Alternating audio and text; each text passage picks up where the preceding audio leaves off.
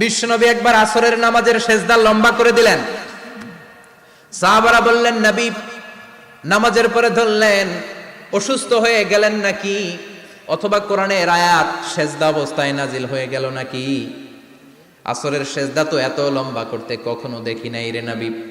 বিশ্বনবী বললেন, না, অসুস্থ হই নাই, কোরআনের আয়াত নাজিল হয় নাই। আমি যখন সেজদায় লুটিয়ে পড়েছি, আমার কলিজার টুকরা নাতি হাসান আমার কাঁধের উপরে চেপে বসেছে।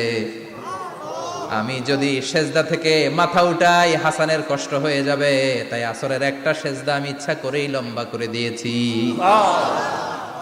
কি নবী ছিল, কি মায়া ছিল নাতিদের সাথে।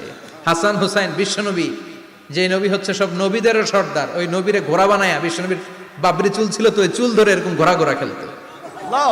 বিশ্বনবীর কাঁধে বসে বিশ্বনবীর বাবরি চুল টেনে টেনে কয়, এটা আমার ঘোড়া। হাসান হুসাইনের গায়ের এমন কোন